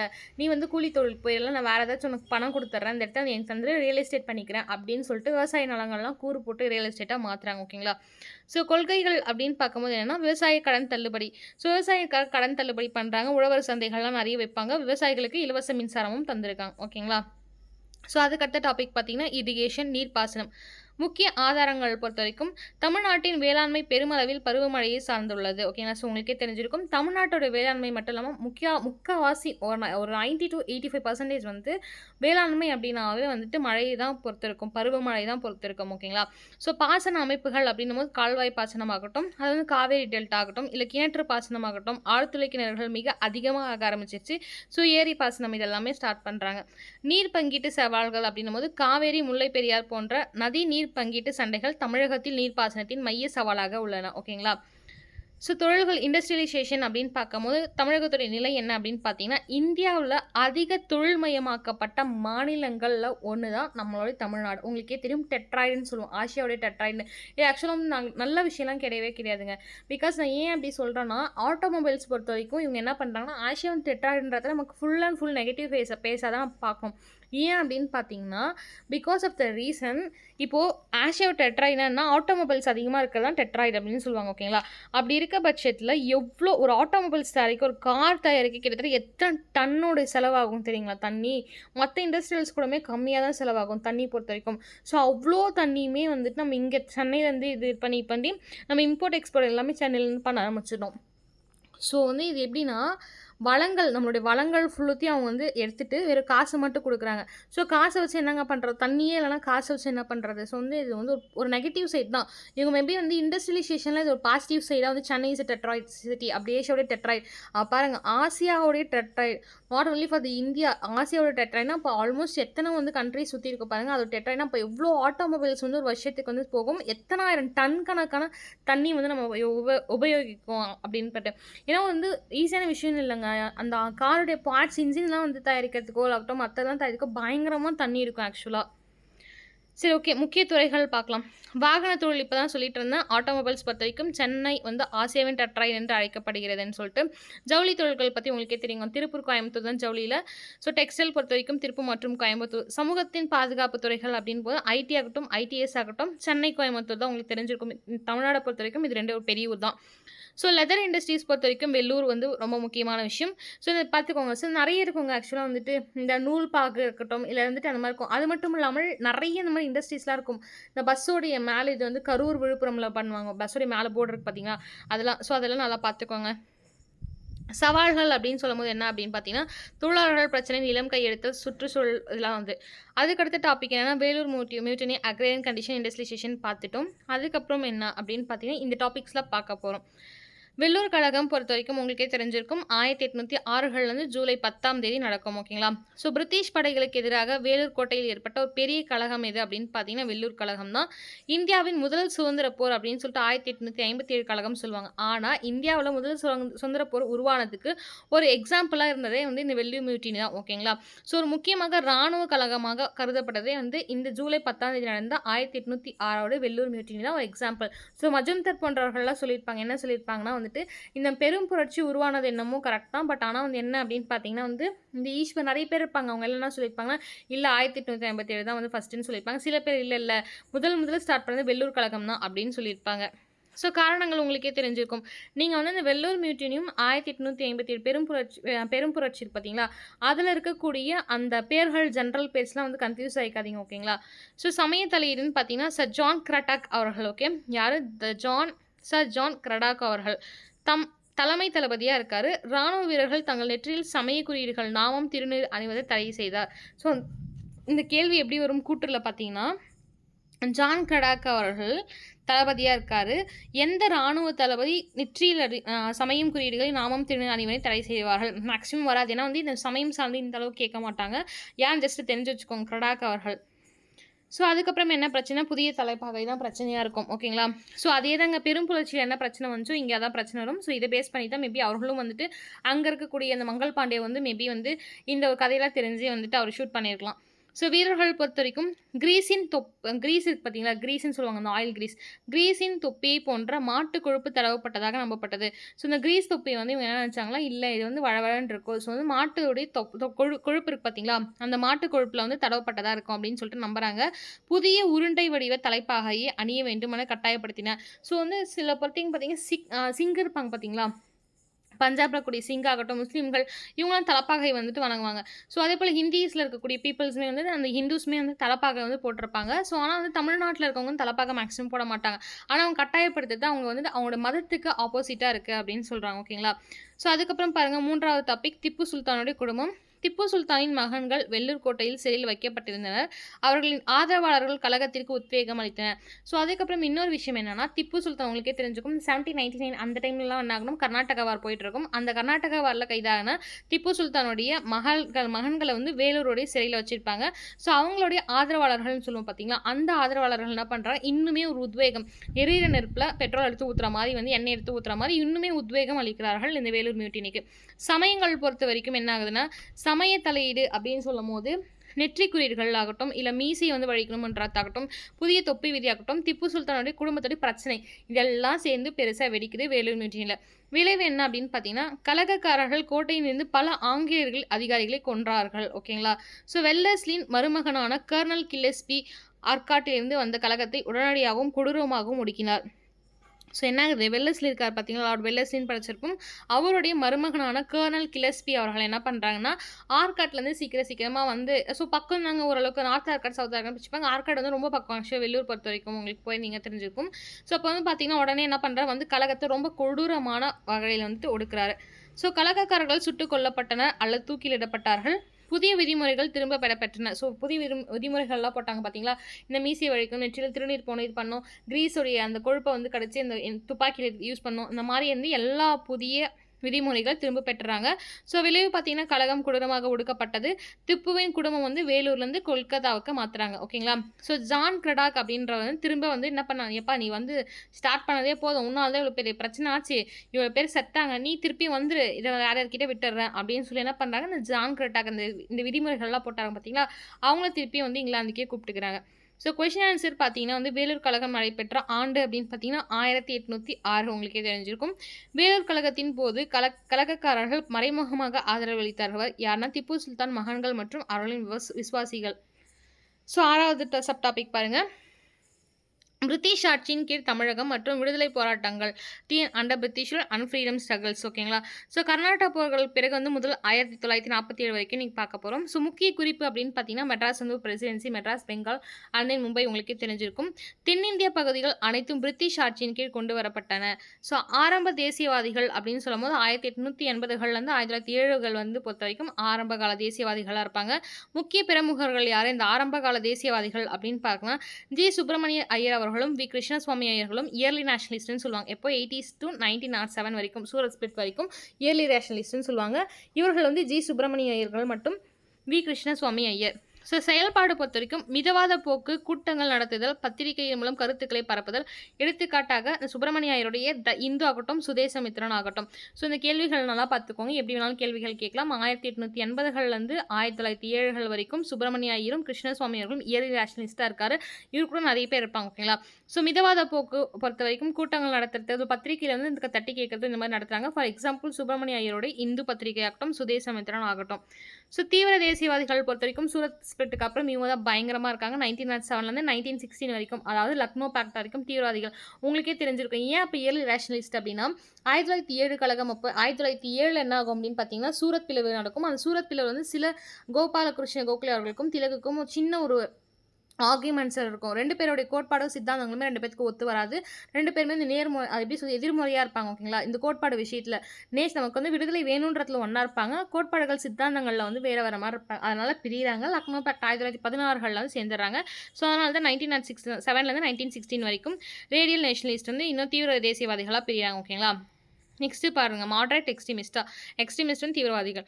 முக்கிய பிரமுகர்கள் பொறுத்த வரைக்கும் யார் தீவிரவாதிகள்னா வ.உ.சி. சிதம்பரம் பிள்ளை, சுப்பிரமணிய சிவா அவர்கள், மகாகவி பாரதியார் அவர்கள். உங்களுக்கே தெரிஞ்சிருக்கும், மகாகவி பாரதியார் அவர்கள் வந்து பாண்டிச்சேரிக்குள் தப்பிச்சு போயிருப்பாரு அப்படின்ற விஷயம்.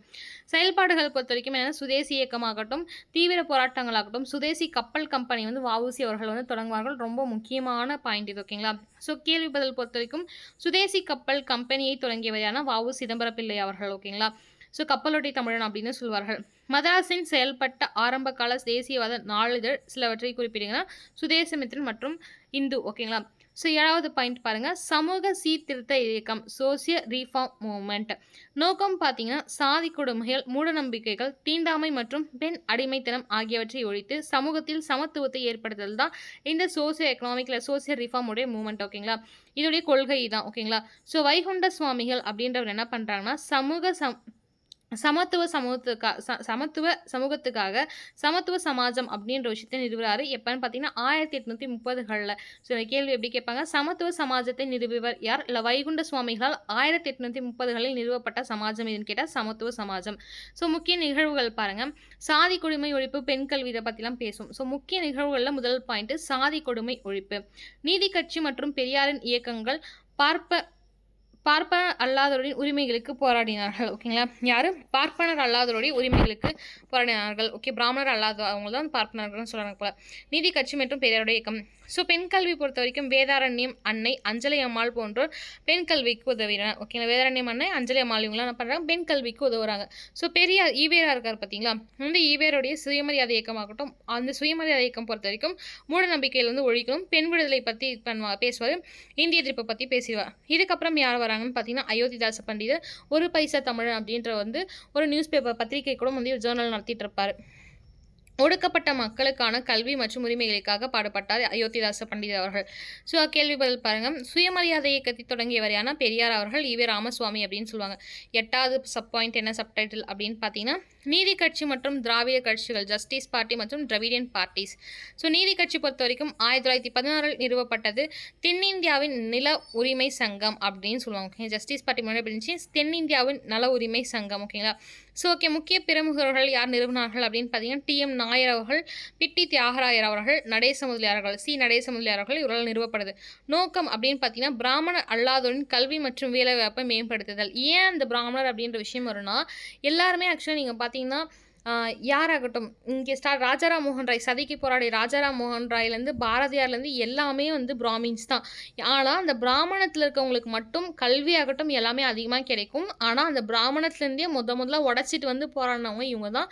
ஸோ அவங்க என்ன போராடிருப்பாங்க, எல்லாத்துக்குமே சம உரிமை கிடைக்கணும். ஸோ அதுக்கப்புறம் தான் ஆர்டிகல் 14ல் இந்த விஷயத்தை சொல்லியிருப்பாங்க, எல்லாத்துக்கும் சம உரிமை கிடைக்கணும், அது யாராக இருந்தாலும் மனிதனாக மதிக்கப்பட வேண்டும், ஈக்குவாலிட்டி தரணும் அப்படின்ற விஷயத்த இவங்களாம் வந்து முன் வச்சிருப்பாங்க. ஓகேங்களா, ஸோ முக்கிய பணி பொறுத்த வரைக்கும் என்ன அப்படின்னு பார்த்தீங்கன்னா முக்கிய பணி அப்படின்னு பார்த்தீங்கன்னா கம்யூனல் ஜீவோ நடக்கும். வகுப்பு, அதாவது கம்யூனல் ஜீவனம் ஒன்றும் இல்லை, வகுப்புவாரி பிரதிநிதித்துவம் அப்படின்னு சொல்லுவாங்க. கம்யூனல் ஜீவோக்காக வந்து கோரி போராடுவாங்க. பெரியாருடைய பங்களிப்பு அப்படின்னு சொல்லும்போது நீதி கட்சி 1944களில் சேலத்தில் நடந்த மாநாட்டில் திராவிட கழகம் என பெயர் மாற்றப்பட்டது. ஓகேங்களா, ஸோ பெரியாருடைய பங்களிப்பு நீதி கட்சி வந்து என்ன ஆகுதுன்னா 1944 என்ன ஆகுதுன்னா சேலம்லேருந்து ஒரு மாநாடு நடக்குது. அந்த மாநாட்டில் வந்து டிகே அப்படின்ற விஷயம் தொடங்கும், திராவிட கழகம் தொடங்கும். ஸோ அதுக்கப்புறம் என்ன அப்படின்னு பார்த்தீங்கன்னா நோக்கம் அப்படின்னு பார்த்தீங்கன்னா என்னென்னா நீதி கட்சி வந்து திராவிட கழகம் பெயர் மற்றும் 1944 1972 ஏடிஎம்கே வரும். திராவிட நாடு கோரிக்கை, மூட நம்பிக்கை ஒழிப்பு, இந்திய எதிர்ப்பு. ஓகேங்களா, ஸோ அதுக்கப்புறம் பாருங்கள் திராவிட முன்னேற்ற கழகம் வந்து உங்களுக்கே தெரியும் என்ன அப்படின்னு சொல்லிட்டு 44 திராவிட கழகம், 49 திராவிட முன்னேற்ற கழகம். இது நிறுவனர் யார் அப்படின்னு பார்த்தா CN அண்ணாதுரை அவர்கள். பெரியாருடன் ஏற்பட்ட கருத்து வேறுபாடு காரணமாக தொடங்கப்பட்டது. ஸோ சிஎன் அண்ணாதுரைக்கும் பெரியார் அவர்களுக்கும் கருத்து வேறுபாடுகள் வருது. கருத்து வேறுபாடுகள் வந்ததுனால திராவிட கழகத்திலேருந்து 1944ல் சேலமில் வந்து பிரிக்கப்படும் சொன்ன அதில் இருக்கக்கூடிய திராவிட கழகம் வந்து பிரிஞ்சு 1949களில் முன்னேற்றம் அப்படின்ற ஒரு வார்த்தையை சேர்த்து திராவிட முன்னேற்ற கழகம் அப்படின்னு நிறுவுவார். முக்கிய பிரமுகர்கள் அப்படின்னு பார்த்தீங்கன்னா கருணாநிதி அவர்கள் தான். 67களில் அண்ணா அவர்கள் வந்து தலைமையில் ஆட்சி பிடிக்கிறாங்க. ஓகேங்களா, முதல்ல அண்ணா அவர்கள் 67ல் ஆட்சி பிடிப்பார்கள். பிற்காலத்தில் 69களில் ஜனவரியில் என்ன ஆகும்னு பார்த்தீங்கன்னா தமிழ்நாடு அப்படின்ற பெயர் மாற்றம் வரும். ஓகேங்களா, மெட்ராஸ் அப்படின்றது தமிழ்நாடு அப்படின்னு பேர் மாற்றுவாங்க. யாருடைய காலம் யார் மாற்றினாங்க எந்த மாதம்னு நம்ம வச்சுக்கோங்க. அதுக்கப்புறம் 1972கள் பொறுத்த வரைக்கும் அதிமுகவுடைய ஆட்சி வந்து ஸ்டார்ட் ஆகும். ஆட்சி இல்லை, அப்போ தான் நிறுவாங்க ஆதி திராவிட என்ன அப்படின்னு பார்த்தீங்கன்னா ஏடிஎம்கே. ஓகேங்களா, ஆதி திராவிட முன்னேற்ற கழகம் அப்படின்னு ஸ்டார்ட் பண்ணுவாங்க. ஸோ எம்ஜிஆர் அவர்கள் இருக்காங்க. திமுகவில் வந்து எம்ஜிஆர் அவர்கள் பிரிஞ்சு இந்த கட்சியை தொடங்குவார். அதுக்கப்புறம் பிரமுகர்கள் அப்படின்னு பார்க்கும்போது ஜெயலலிதா அவர்கள் இருப்பாங்க. ஸோ அதுக்கப்புறம் சாதனை அப்படின்னு பார்த்தீங்கன்னா 1977லேருந்து 2016 வரை தமிழக அரசியல் ஆதிக்கம் செலுத்துகிறாங்க. யாருன்னா ஏடிஎம்கே அவர்கள். இந்திய எதிர்ப்பு போராட்ட காலம் எப்போ அப்படின்னு பார்த்தீங்கன்னா 35கள் 65களில் தீவிரமாகும். ஓகேங்களா, ஸோ காரணம் அப்படின்னு பார்த்தீங்கன்னா கட்டாய இந்தி திணிப்பு எதிர்ப்பு. ஓகேங்களா, கட்டாயமாக இந்தி வந்து படிக்கணும் அப்படின்ற மாதிரி சொல்லியிருப்பாங்க. அதை வந்து எதிர்த்து தமிழர்கள் வந்துட்டு என்ன பண்ணுவாங்க அப்படின்னு பார்த்தீங்கன்னா இல்லை நாங்கள் படிக்க மாட்டோம்னு சொல்லுவாங்க. ராஜாஜி அவர்கள் இம்ப்ளிமெண்ட் பண்ணுவார். ஸோ விளைவு அப்படின்னு பார்த்தீங்கன்னா திராவிட இயக்கங்கள் தமிழக அரசியலில் வெற்றி பெற ஒரு முக்கிய காரணமாக அமைந்தது. ஓகேங்களா, ஸோ திராவிட இயக்கங்கள் என்ன ஆகுது, தமிழர்கள் அப்போ தமிழ் அப்படின்னும் போது என்ன பண்ணுறாங்க, இந்தியை எதிர்க்கிறதுனால இவங்க வந்து வின் பண்ணுறதுக்கு ஒரு சான்ஸாகவே இது யூஸ் பண்ணுறாங்க. ஓகேங்களா, ஸோ அடுத்த கொஸ்டின் ஆன்சர் பாருங்கள். திராவிட முன்னேற்ற கழகத்தை டிஎம்கே ஆரம்பித்தவர் யாருன்னா சிஎன் அண்ணாதுரை. ஓகேங்களா, திராவிட கழகம் 1944 சேலமில் பேர் மாற்றப்படும். ஓகேங்களா, ஜஸ்டிஸ் பார்ட்டி. பிற்காலத்து 49களில் அண்ணா அவர்கள் திராவிட முன்னேற்ற கழகம் ஸ்டார்ட் பண்ணுவாங்க. ஸ்டில் இப்போ வரைக்கும் அந்த பேரில் தான் போயிட்டு இருப்பாங்க. அதுக்கப்புறம் கருணாநிதி, அதுக்கப்புறம் அவங்களுடைய வழித்தோன்றல் ஆட்சி செஞ்சுட்டு இருப்பாங்க.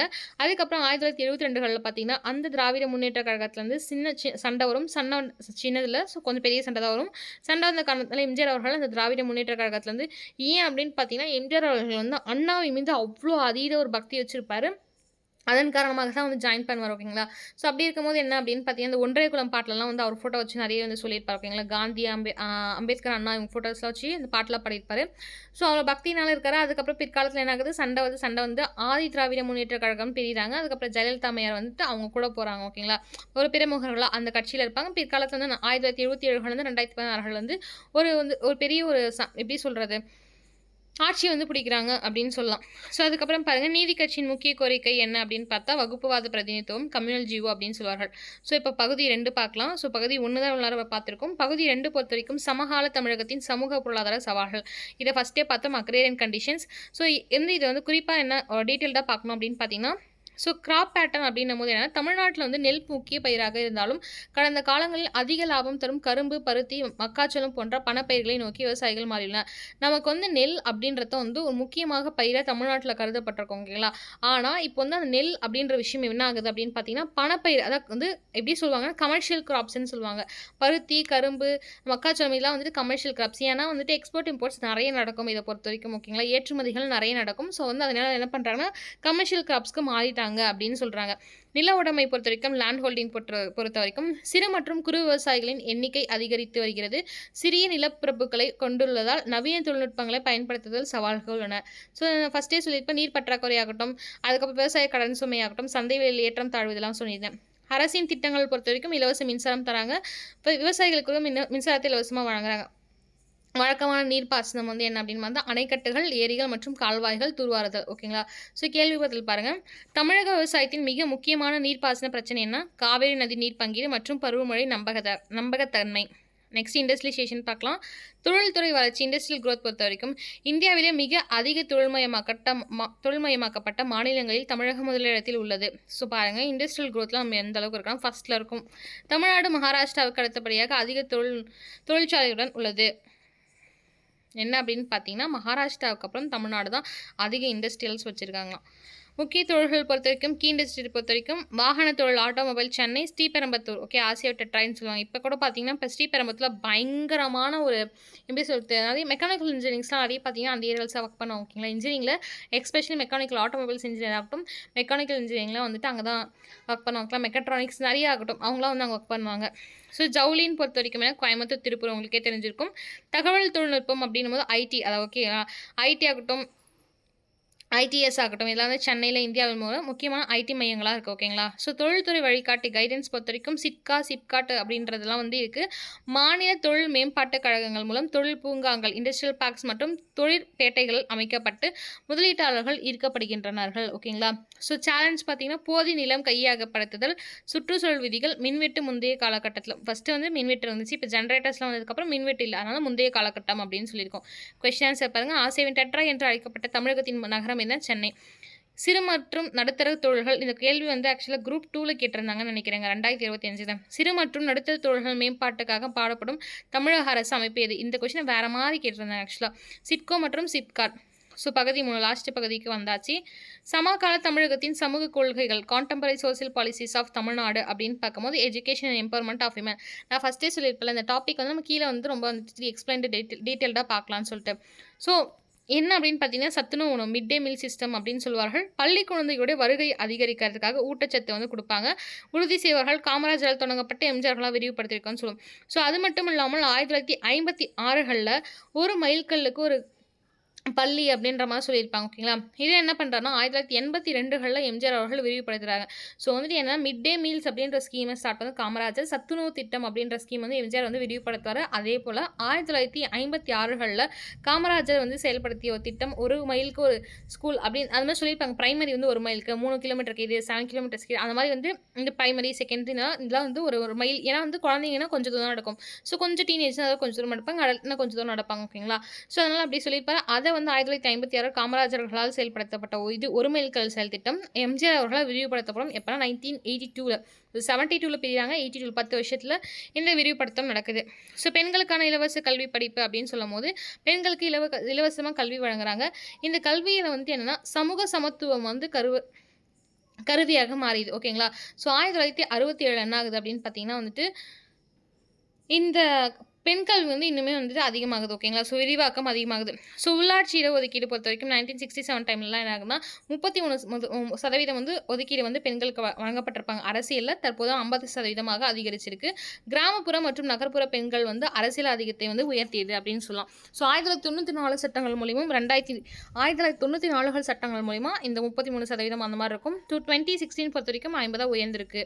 மூலூர் ராமாமிர்தம் அம்மையாருடைய நினைவு திட்டம் வந்து ஏழை குடும்பங்களில் உள்ள பெண்களுக்கு வந்து கல்வி பயில ஊக்குவிக்கவும் குழந்தை திருமணத்தை தவிர்க்க நிதி உதவி வழங்கும் திட்டம் வந்து வழங்கப்படுது. எப்போ அப்படின்னு பார்த்தீங்கன்னா பெண் கல்வியை தரத்தை வந்து உயர்த்துறதுக்காக மூலூர் ராமாமிர்தம் அம்மையாருடைய திட்டம் 1989.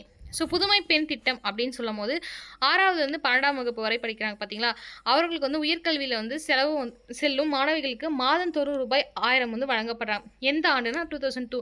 இது வந்து கரண்ட் அஃபேர்ஸ்க்காக வந்து மிக்ஸ் பண்ணியிருக்கோம். ஓகேங்களா? ஸோ புதுமை பெண் திட்டம் அப்படின்றது அரசு பள்ளிகளில் படிக்கக்கூடிய பெண்கள் எஸ்பெஷலி 6ஆம் வகுப்புலேருந்து 12ஆம் வகுப்பு வரை படிக்கக்கூடிய பெண்கள் உயர்கல்விக்கு வந்து செல்றதுக்காக, அதாவது உயர்கல்வினா என்ன, இந்த 12th முடிச்சுட்டு ஹையர் செகண்டரி முடிச்சுட்டு என்ன பண்ணால் காலேஜ், ஸோ அந்த மாதிரி உயர் படிப்புக்கு செல்றதுக்காக மாணவிகளுக்கு வந்து மாதந்தோறும் 1000 ரூபாய் தராங்க. ஸோ பார்த்தீங்கன்னா 12,000 ரூபாய் ஒரு வருஷத்துடைய எண்டில். ஸோ கொஸ்டின் ஆன்சர் செக்ஷன் பார்க்கலாம்.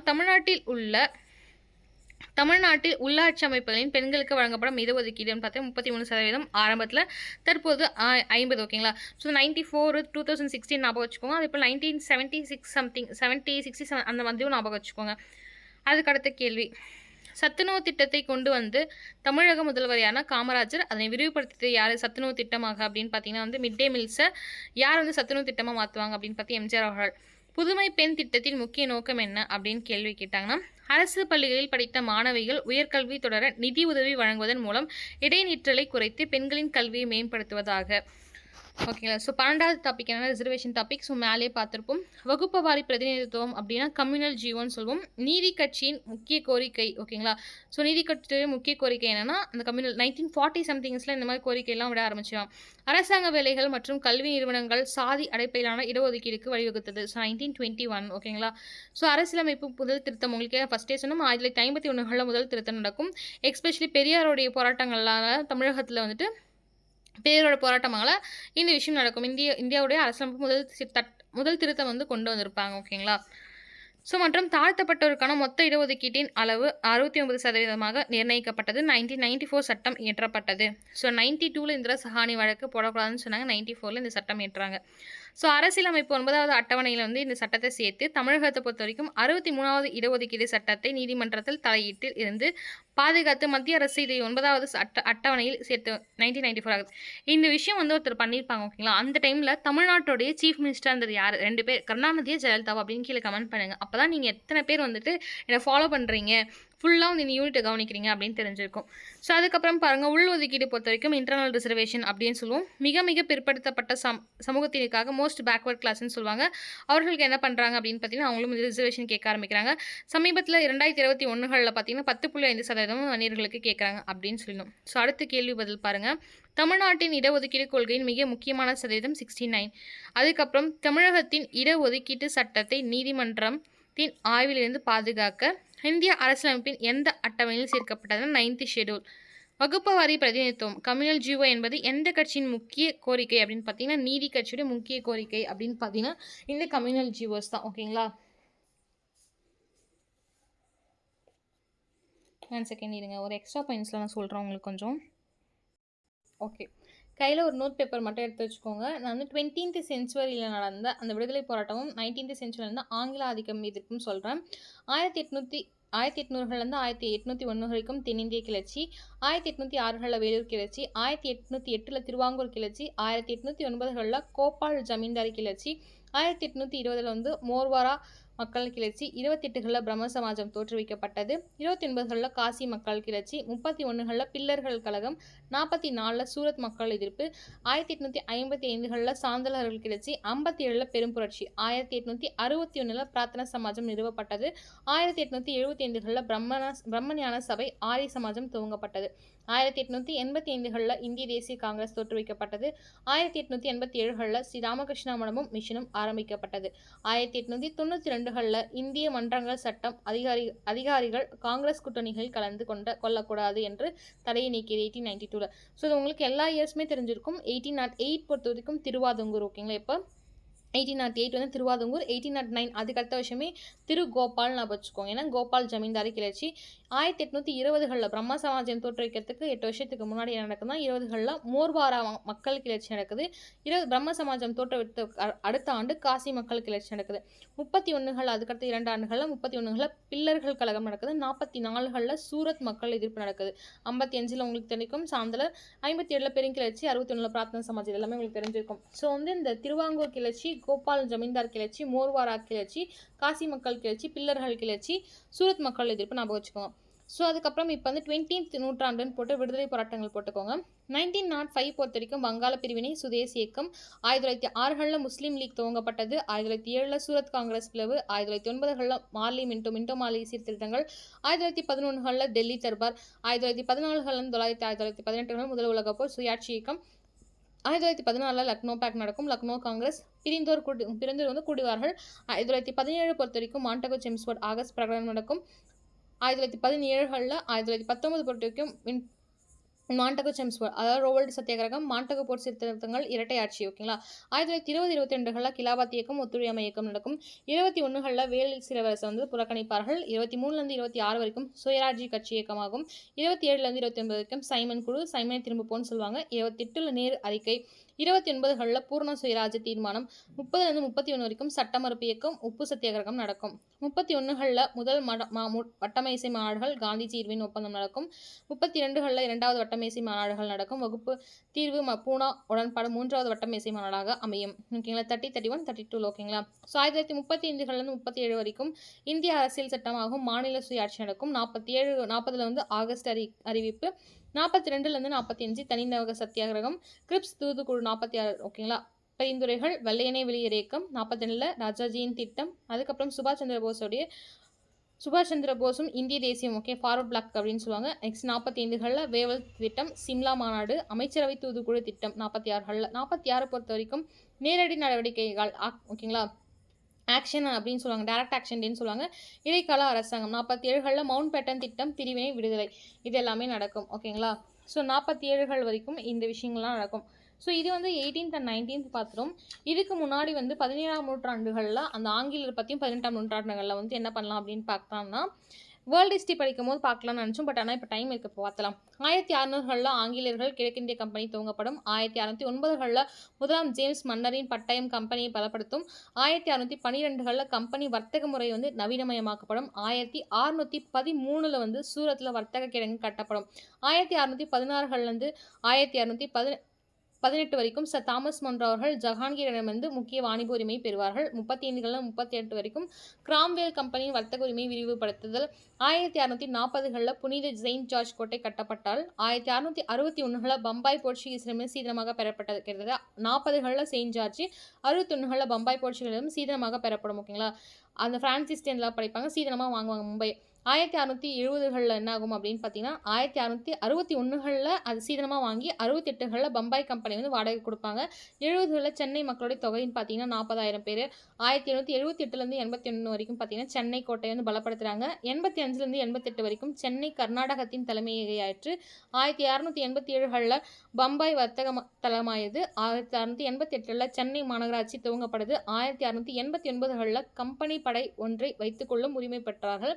1693களில் சர் ஜோசியா சைல்ட் கம்பெனிக்கு புதிய பட்டயத்தை வாங்கி கொடுத்த பாதுகாப்பு அளித்தல். 1696களில் வங்காள பண்டக சாலை வில்லியம் கோட்டை என்று பெயர்பட்டால். ஸோ இந்த கேள்வி எப்படி கேட்பாங்க, எந்த ஆண்டு வங்காளத்துடைய பண்டக சாலை வந்து வில்லியம் கோட்டை அப்படின்னு சொல்லிட்டு பெயர் மாற்றப்பட்டுச்சுன்னா 1696. ஓகேங்களா, ஸோ 18ஆம் நூற்றாண்டு பொறுத்த வரைக்கும் கம்பெனி ஆதிக்கம். ஸோ நான் ஸ்பீடாக சொல்கிற மாதிரி இருந்துச்சு அப்படின்னா நீங்கள் வந்து ஒரு பாயிண்ட் ஸ்லோவாக வச்சுக்கோங்க லைட்டாக. ஸோ 1709 பொறுத்த வரைக்கும் வந்து கோடால்ஃபின் தீர்வு, லண்டனில் போட்டி கம்பெனியால் ஏற்பட்ட பிரச்சனை தீர்க்கப்பட்டது. 1810 கம்பெனியின் ஏகபோக உரிமை நீடிக்கப்பட்டது. 1710 முதல் 32 வரையும் ஆற்காடு நவாபி முறை அறிமுகப்படுத்தப்பட்டது.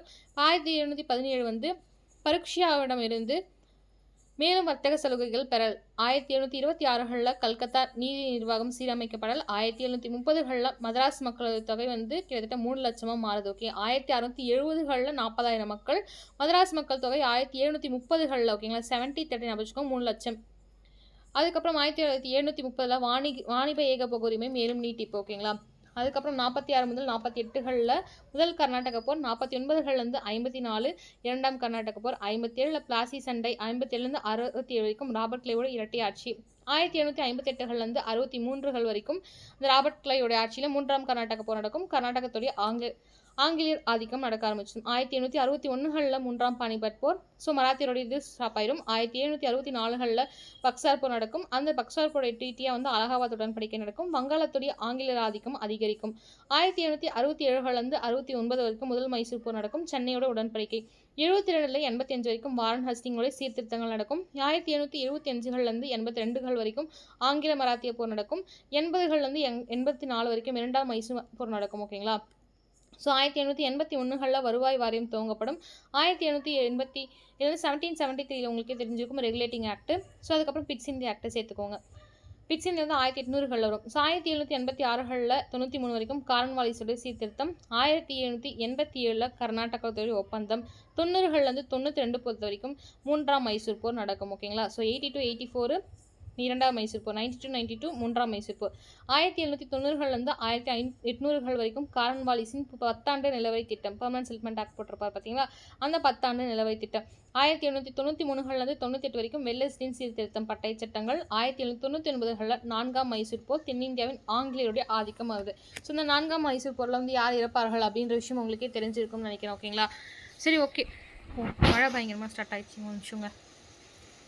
ஓகே, ஸோ இதோட வந்து என்ன ஆகுதுன்னு பார்த்தீங்கன்னா 8th யூனிட் கம்ப்ளீட் ஆயிரும். 9th and 10th சேர்த்து நம்ம வந்து ஒரே யூனிட்டாக பார்த்துக்கலாம். ஏன் அப்படின்னு பார்த்தீங்கன்னா தொடர்ச்சியாக தான் வரும் ஓரளவுக்கு. ஸோ வந்து அந்த வெளிநாடு ஹிஸ்ட்ரி அப்படின்னு பார்க்கும்போது 2 hours 2.5 hours என்ன பண்ணிக்கலாம், ஒரே வீடியோவை பார்த்துக்கலாம். அப்போ தான் வந்து உங்களுக்கு சீக்கிரமாக முடிகிற மாதிரி இருக்கும். மார்னிங்கே உங்களுக்கு அப்லோட் பண்ணிடுறேன். எல்லாருமே வந்து பாருங்கள். ஓகேங்களா, ஃபுல்லாக பாருங்கள். அண்ட் தென் வந்து TN-TETல உங்களுக்கு ஜாயின் பண்ண விருப்பம் இருந்துச்சுன்னா வந்துட்டு நீங்கள் ஜாயின் பண்ணலாம் தாராளமாக. ஓகேங்களா, ஸோ நான் நம்ம அகாடமி நம்பர் வந்து கேட்டிருந்தீங்க நிறைய பேர் யூடியூப்பில் 8940787647 தான் நம்ம அகாடமி நம்பர்.